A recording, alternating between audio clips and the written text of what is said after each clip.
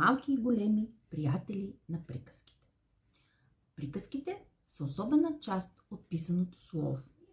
Те не само обогатяват въображението на децата ни, не само обогатяват техния речников запас, те ги пренасят в невероятни места, които иначе те не биха могли да посетят. Вълшебни и много интересни. Освен това ги срещат с невероятни герои, които в реалния живот едва ли биха срещнали. Приказките успокояват, приказките ни учат на ценности и ни дават добри съвети.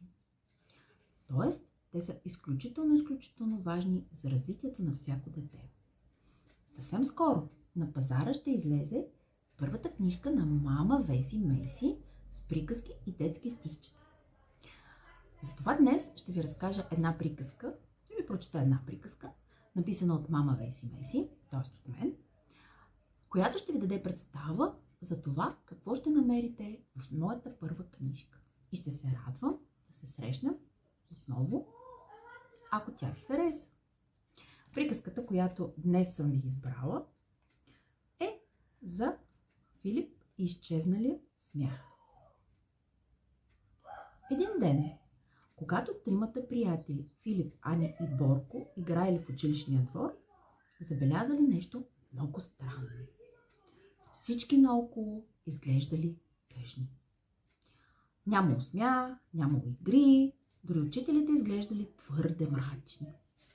Какво става? Прошепнала Ани. Сякаш някой е откраднал смеха на училището, казал Борко. А Филип се замислил, после се усмихнал и казал: мисля, че е време за ново приключение. И така те решили да станат откриватели на смеха.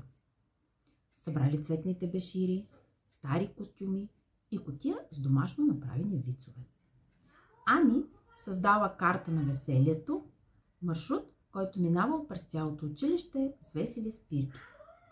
Борко изградил кабина за гъдел, тунел с пера и балони. А Филип измислял игра, в която всички деца трябвало да направят по нещо забавно. Например, да покажат най-смешната си физиономия. Първоначално децата ги гледали странно, но когато първият ученик се разсмял, всичко се променило. Смехът се разлял по коридорите като вълна. Скоро цялото училище се превърнало в истински дом на смеха.